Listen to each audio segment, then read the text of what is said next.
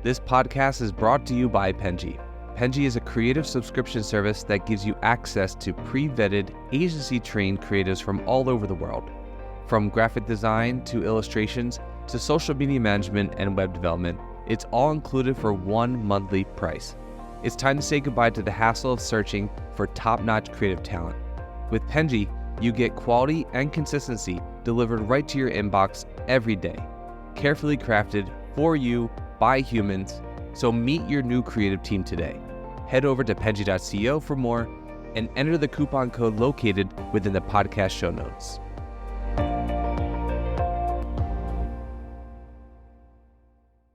All right. Hello, everyone, and welcome to the Fully Managed podcast where we discuss marketing and business tips to help assist you on your business journey.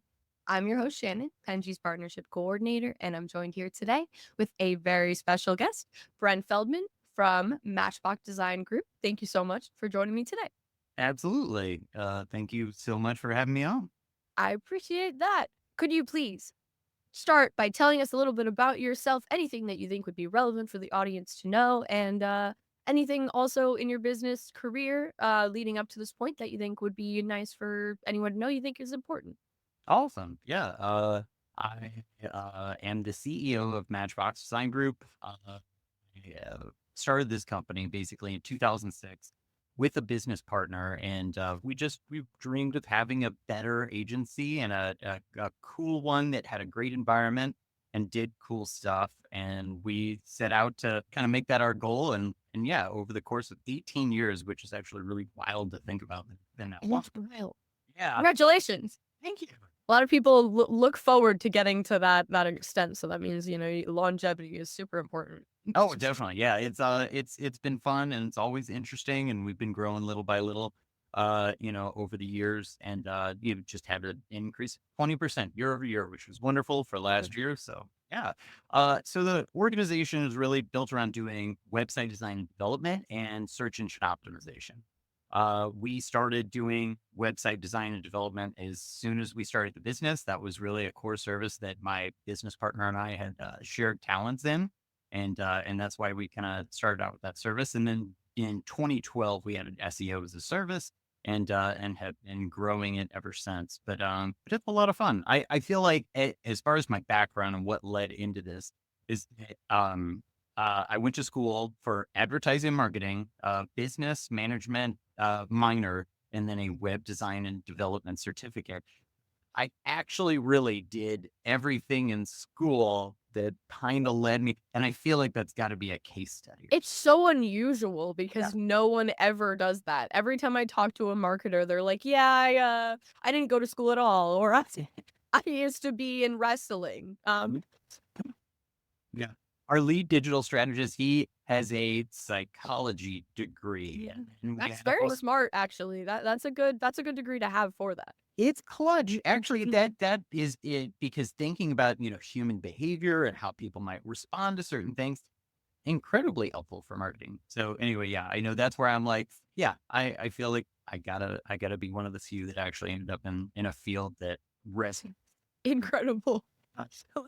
Yeah, you don't see that as often. I actually love the marketing profession because I do feel like everyone has a different perspective on how to do it because of all the varying backgrounds that they have.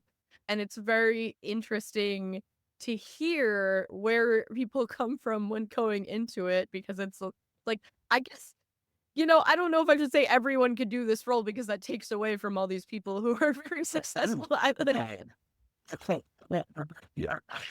very cool to see I feel like it's one of those professions that you see so many different people from different backgrounds be in it, whereas like a more streamlined profession that, the first thing that comes to my mind is doctor, because you obviously have to have a certain level of training leading up to that. But I think it's very interesting and cool because you get new knowledge from everyone you talk to. Yeah, definitely. Absolutely. But it's fun. It's a lot of fun. That's fun. So wait, okay, since you've been around for so long, that's really cool. You get to give more insight on specific things. So what do you think on the digital marketing landscape? What do you think has really evolved in that time that you've seen? Ooh. I will say that from 2006 till now, I think people use the web for a lot more of their lives than they did in 2006. I will say that it's something that's so pervasive. I remember in 2006 when I had a Windows phone.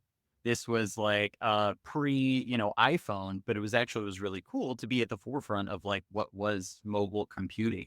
And then like, it was like not many people had these phones, but it was like one of those things that, we were total nerds and we thought this was actually like a lot of fun. And then to watch that ecosystem develop and mobile devices, mobile computing, mobile browsing, all that sort of stuff. So I will say that, yeah, the internet just plays such a larger role in people's lives now than it did back, when we started. But it's great. It's been great for our business. I think we knew we were on to a market that was going to grow, but never could have imagined that it was going to be as expansive as it is. Oh yeah, I think that's definitely I think one of the cool things about agency work is that it was one of maybe the only professions that, depending on who your interest group is or your clientele, but it's one of the only professions that like COVID didn't kill.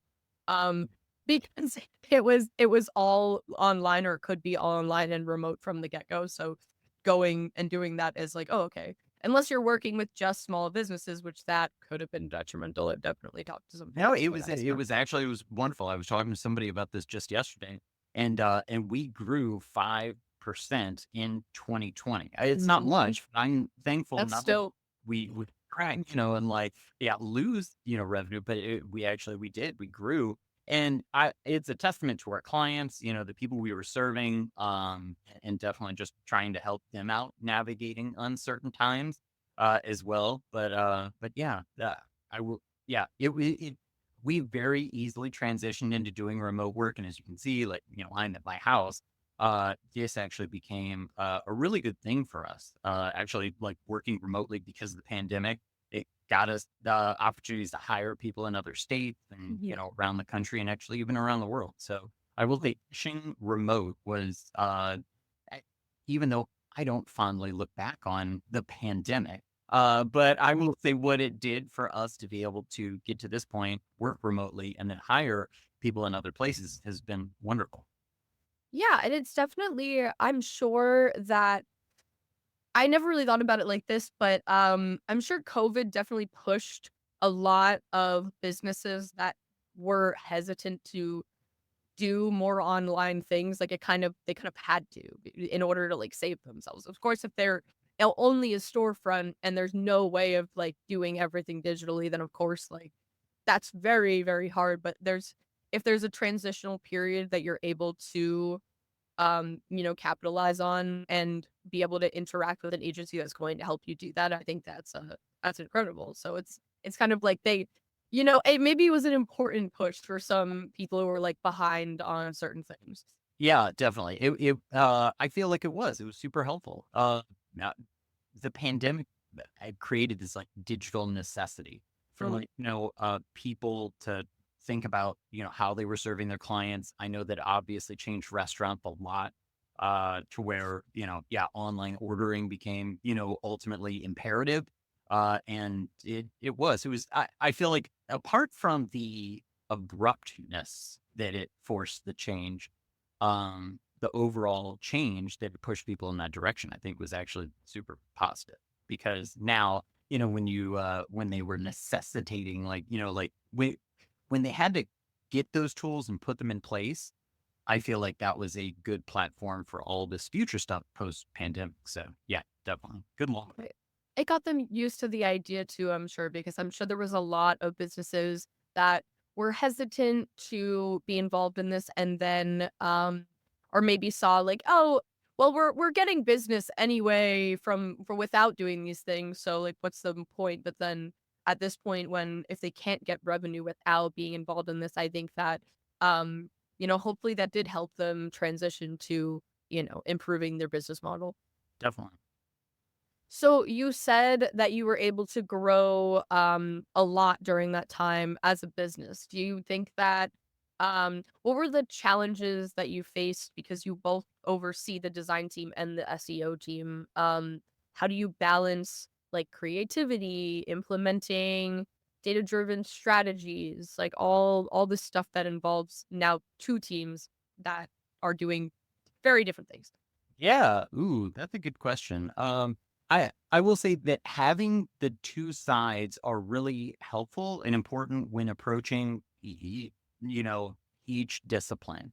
And where I will say the digital marketing or SEO really helps inform the way we might approach a website design. Thinking about like, what are appropriate places for calls to action? What is the best, sort of user experience around the funnel that we may want? What is a good, hierarchy structure so that we can make sure that each page communicates well? That is really helpful for SEO to kind of inform design and development. But then definitely the other way around, we feel it like our SEO service is extraordinarily strong because we have the implementation capabilities. So if like somebody needed a new landing page or they needed to fix, URL structure and hierarchy, if they needed to fix technical implementation of schema, those services are things that we can actually provide. We aren't just there to consult on it. We can actually do the implementation as well. And I feel like that's yeah, it's a real strength.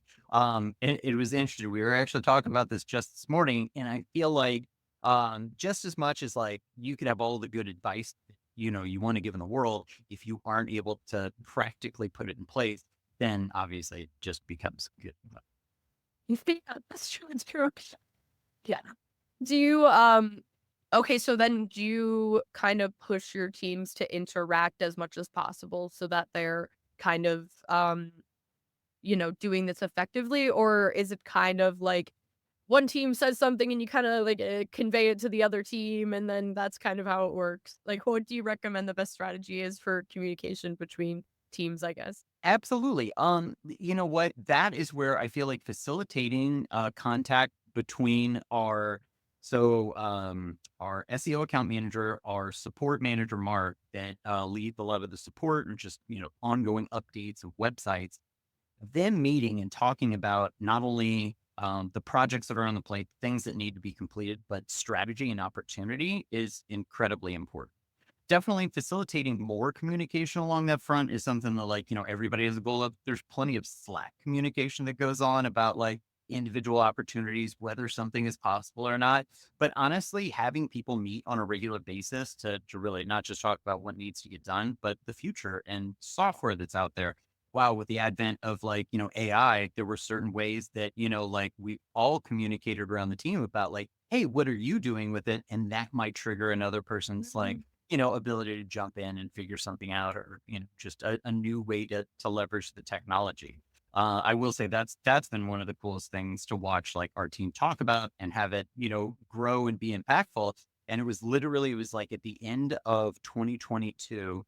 And I think, no, actually 23. And then it was like, I think, yeah, Chat GPT was really just, coming into, was it 22 or 23? Now I'm, yeah, looking on. It's 23. I'm pretty sure it's 23. Okay, cool. And right as like, Chat GPT was actually really starting to become more of a thing or talked about a little bit Mhm. more, our team exploring it and like doing some like just like sessions in person that we had a big in office meeting and everybody realizing the capabilities of it and like ask it this, ask it this. Mhm. Watching everybody get excited together was so That's really nice. Yeah, it's really helpful to, especially when something new is coming out like that, is and advancing. It's really cool to communicate with your team about it because I I realized I was someone that was very hesitant about using ChatGPT when it came out. I am one of those people that is so afraid of not thinking for myself. Like I don't want to get out of it because I'm afraid I'm gonna get early onset Alzheimer's and I'm not gonna be able like my brain's gonna turn into mush if I rely on a robot to do something for me. Uh, which is so not gonna happen. um ChatGPT was something that I was hesitant using, but there's so many steps of the podcast that I realized talking to my boss about where he was like, "Why aren't you using ChatGPT for this?" Where it's like every podcast has 3 points of a summary that go in the description. And I was typing them out. I was going over the videos and typing out small little paragraphs for every video. And my boss was like, "Why don't you just upload the transcript ChatGPT say 3 main points. Took 2 seconds. And I Yep. was doing this all individually for every podcast I had filmed. It was taking so much of my time for no reason. It didn't even register to me that I could use that. It's so useful for so many tedious things that you you could do and waste brain power on, but it's not an effective use of your time. And I Yeah. never even thought about it, but he, talking to him about it, he's like, yeah, you can just do that. Yeah. It is. Yeah. All right. Hold on. This is a hot take, but not really a hot. But it's that you had mentioned you were like worried about doing like less thinking. I swear, I feel like I do more thinking now with like Interesting. ChatGPT, and it really of like how do I get the system to do what I want it to do. So it's kind of like you're now turned into the manager, of like, all right, now how do I get this response out of something as opposed to me myself trying to act and do it? How do I get the right, sort of like output and and that's just articulating properly to the system to make sure that it gives you the right thing. But it's weird in this like idea of like really acting at a different level with the system. Yes, it's very strange. I actually someone said on the podcast the other day when we were talking about AI and ChatGPT about how um it has made their boss a more effective communicator because there's someone who gets very agitated easily and they don't know how to phrase like their responses in a polite way. So they'll send it through ChatGPT and say this nicer and then send that response instead of what they would send. And I never thought about it being used like It- that. But that's incredible. That's so smart. And I mean that probably does help them, learn to talk like that in a real level because they're reading the responses and realizing, oh, okay, I could say this instead of that. And now I know that, these are the options instead of like my brain being on angry mode. Yeah. Yeah, exactly. Actually, just processing your thoughts. Like, uh, I swear, this sounds so weird. Not using it as a therapist necessarily, but like really actually talking about like, why am I feeling this way? You can like ask Chat GPT things like that of exactly like, oh, why am I stewing about this? Google it anyway. It's just like Googling something like, why am I feeling, it's not crazy.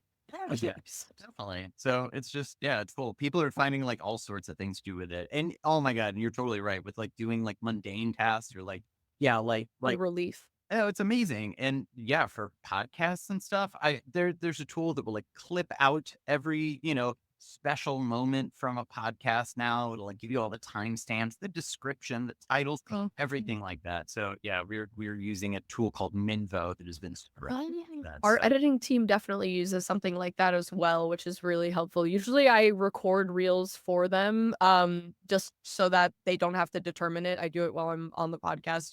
But sometimes it's difficult because I'm so rampantly ADHD, and if I'm like focused, I'm gonna miss like 2 sentences that someone said because I'm writing down 3 numbers. you should put that into a moment. That should Oh be yes, yes.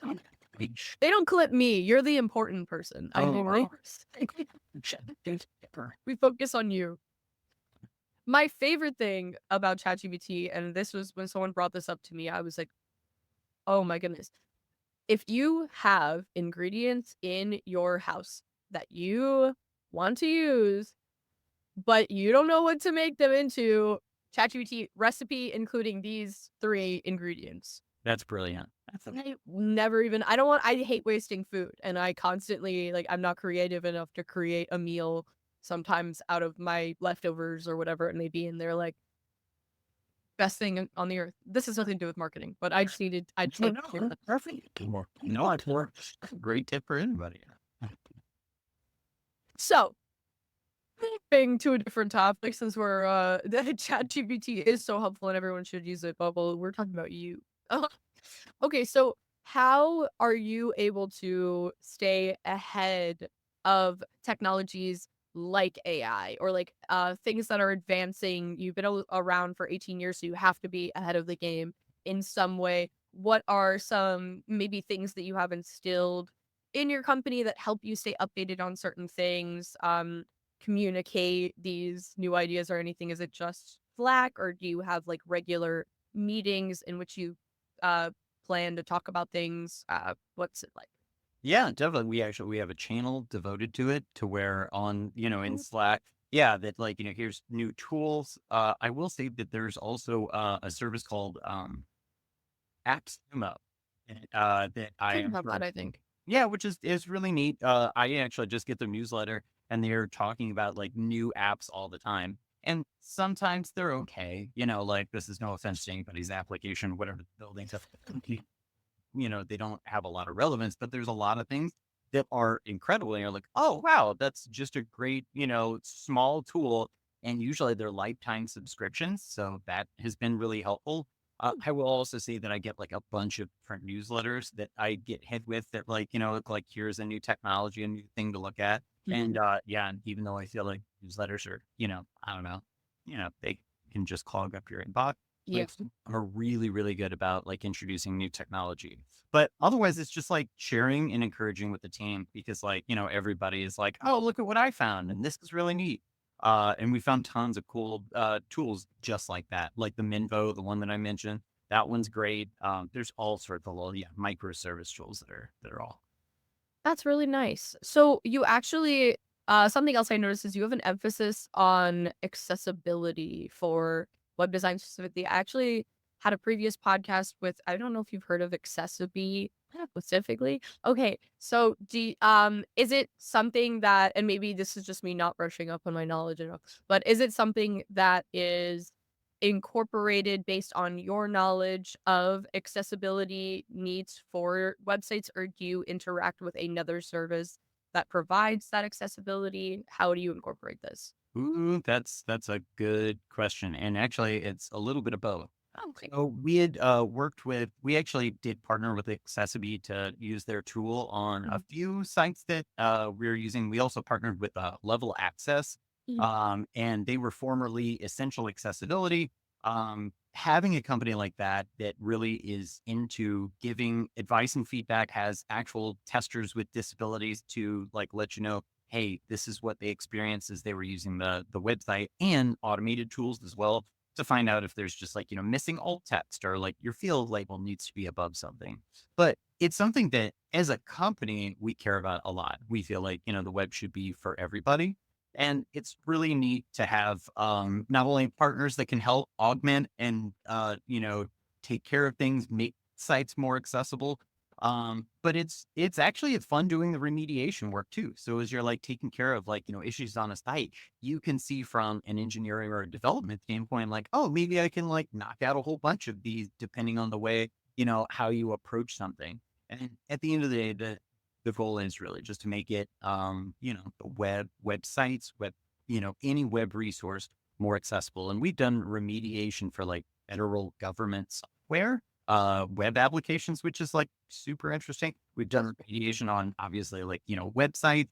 And I refer to it as remediation because you can do pre-planning and you can definitely make sure that you're avoiding potential issues. There's like color contrast stuff that you want to make sure that there's enough contrast on a screen, on an image, text over an image so that people can read it. So you can plan design wise and, just implementation wise as well.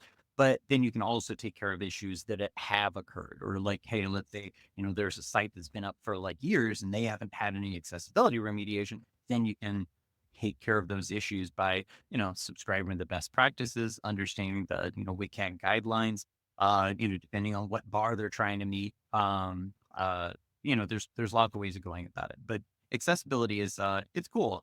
And at the end of the day, it's also all SEO friendly stuff. Like, basically makes your site easier to read for anybody. And that includes bots, Google, crawlers, all that sort of stuff. So yeah, it's just good practice. Yeah, it was really nice to learn from Accessibility about how easy it is to implement that, and it's kind of like it feels like a no-brainer to me specifically. Not only, okay, say you do not care about accessibility at all, which you know, whatever, you can have your opinions on that kind of person, but um, if you didn't care about accessibility at all, if you do care about profit, there are more people that will interact with your website based off of your website being accessible. So it makes no sense it just makes sense not to have your website be accessible to me. Yep, exactly. So it's really nice to have that implemented. So it's good that you guys are focused on that. Yeah. It was fun to do too, because at the end of the day, it's just, different kind of problem solving. Like, how can I make this page or, resource more accessible? So, Is there any big problem or difficulty that you run into often when doing website development that you think is something that you've had trouble with over the many years of being a company? I will say it's the hardest thing is sometimes estimating exactly what it's gonna take to reduce something. But yeah, that's the thing. Like, actually, it's funny from a technical standpoint. I don't think we've ever run into something that is just like, oh my god, that's impossible. And we said, yeah, it's great. We really, fairly technical team. My business partner, kind of heads up, the engineering team. And I will say that, we haven't had problems on that front, but definitely when you're looking at an old site and you're looking at what you want to create, it's hard to, think about every single case and how you might go about it and what you might do. We're pretty darn good at estimating, but every once in a while, like you're like, oh my gosh, we didn't foresee, this. So it's tough. And I'd say for anybody else who's getting a website priced out and stuff, the way people go about building sites is all over the map. But, having a little compassion towards that pricing aspect, that guaranteed they've probably done it before. It is a challenge, but that's what I would say is like, probably the biggest things. Like, even if you have a previous guideline, you're not going to remake the exact same site and just Mhm. hopefully you're going to improve the UX and you're going to maybe add features to it. And that's where, no, you're trying to future cast. Yeah, no, I definitely can understand that that would be difficult because it's not something that's set in stone. Like you can put in all the normal hours and still, not be done. I think that's kind of a marketing campaign as well. Like you can expect results in a certain amount of time. Like you might think that you can, but it might just take a little longer. How do you navigate that situation if, say, a website is not done in the time span in which you provided your client? Generally, we're working off fixed bids, and so if it's like a time thing, if the worry is like, oh, we're not going to finish it within the deadline, that's where we will try to get ahead of it. And I would say for any transparency is the key, because Yeah. like people understand, like sometimes like it's really hard to hit a deadline. We do have rigorous project management, that we do for every single project. And we use Asana and we actually lay out everything page by page, what needs to be created within the site. And the more detailed you can be, or that you are during that process of like, saying, hey, here's what we have to kind of take on, the smoother, usually on time and on budget that project will be. But I will say, if there's anything getting out of like, out of hand in terms of like, oh, we're not going to hit the deadline, we're going to, have a big issue, that's where just making sure that you're transparent, telling the client as soon as you can ahead of time about, hey, this is what's happening, this is why, and let's work on a timeline. And everybody is generally understanding. And yeah, I wish I had something more enlightening, but it's like this simple formula of honesty. Yeah, no, I think that a lot of people won't say this or advertise it, but do try to sweep things under the rug and try to, complete something as fast as possible to make a deadline rather than, actually put the time and the effort to, communicate with them and see if we can like sort something out. Whereas like uh I don't think that's bad advice or like advice that's not obvious. I think that there are things that seem obvious, but people don't implement in their strategy. So I don't. Yeah. Yeah, definitely. Or it just seems like, the backing away from a problem or trying to, as you said, sweep it under the rug or something, like seems like an easier way out, and it never works. Always. Yeah, no, I that people won't be happy. Maybe they'll, be like, okay, thank you, bye, and then they'll like give you a really bad review. That's fine. You don't want that. Okay, so we're coming up on time, but I want to ask you maybe a more fun question. what is your, if you can think of it, if not, it's okay. I can replace the question with another fun question. Your favorite, maybe, okay, it can be favorite marketing campaign, it can be favorite um web design, something your favorite that you'd be able to talk about that you've done and are proud of.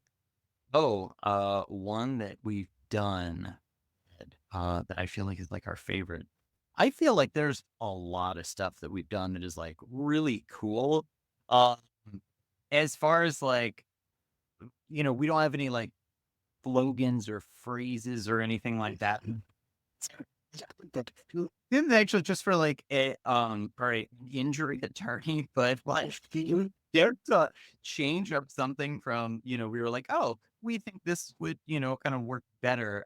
So like sometimes like, we're doing small sort of suggestion thing. But as far as like campaigns or site, like we've done oh boy, a tool. This is gonna sound weird and kind of obscure, but sometimes those are the most fun ones. But we built a tool for a large communications company that I don't know if I can mention or not. That's okay. I'll hold the name, but we actually created the UI UX for the tool that basically alerts all of their subscribers in a storm. So that basically, yeah, and it used to be an That's kind of cool. IT thing. And they had to basically every time they had an issue, they had to get somebody from the IT or, to actually run the tool. But they wanted to put it in, other people's hands, but nobody could use the tool because it was just absolutely awful. So that's why they asked us to create some new UI UX, new interface design for this tool. It got rebuilt and it is still in use. So I mean, like it's awesome. It's kind of a simple thing, but it's actually critical. So I mean, like it's cool to be able to develop things like that for people. But yeah, even for like large brewers, like gosh, we were like AB, we designed their NFT thing. I don't even think it ever went through. That's They were- really funny. yeah. We were going, flash in the pan, and everybody was getting it. Let's do an NFT, and it Oh was no. cool. It was like fun to be able to design something on that front. But yeah, we've done lots of really cool projects. But I will say the more obscure, weird ones are always the fun. Yeah, I think that it scratches that part of your brain that wants to do something new. I think that it's very funny because I talk to a lot of agencies that have a very specific niche, and I know that that's a great strategy for, being the best at what you do and all that jazz, but I also think that I always wonder if how they don't get bored. And I'm sure that, there's different ways of advertising things. If anything, maybe that's why they don't get bored because they have to think of a new way every time. And Yeah. maybe that's, that's innovation is, finding this, I guess, a different way to do the same thing. Over and over and over. Yeah, over and over again, but that's insane. No, but It's cool.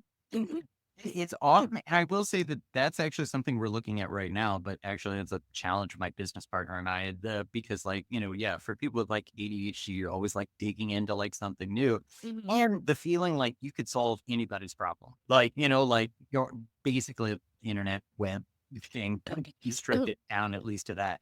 But that it's hard to be like, oh, I'm only going to do this, one service forever because yeah, I think you don't want to get bored, but definitely you're right. Mhm. Focusing on a niche in order to like make sure that you can, Sounds grow. good, makes sense. We're figuring that out right now, so that we can concentrate on just one thing. And yeah, and then our job will be to reinvent the wheel for that thing over and over and over. It should be fun. It'll be great.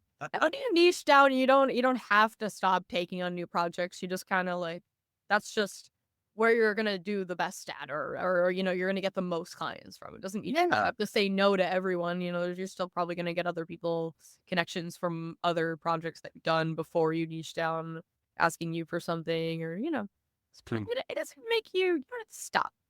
Yeah. Doing new stuff. I heard the term ICP focused but flexible. And Mhm. and every time I hear ICP, I think of Insane Clown Posse, but that's not it. I also think of Insane Clown Posse. Actually, when I didn't understand marketing terms when I started in the marketing world, I had to do a double take and look it up while I was talking to someone, which was very fun. We're all started referring to our clients as juggalos. I'm gonna start doing that. Actually, I don't think my boss would be really happy about that. But, well, thank you so much for joining me today. I think this was a wonderful time. I learned a lot, and that's my favorite thing to do on the podcast. So thank you. And Thank yeah, you. it was a fun time. Yeah, that was great. I appreciate you having me. Thank you so much. And thank you everyone for watching. Your participation is just as important as ours. So thank you so much. And I hope you have a lovely day. Thank you for listening. You've been listening to Fully Managed, brought to you by Penji. Check out the show notes to learn more about today's guest. And to learn more about Penji, the human-first creative subscription service, head over to penji.co. And by the way, if you're still listening, it would mean the absolute world to us if you were to share this podcast with a friend and, of course, subscribe.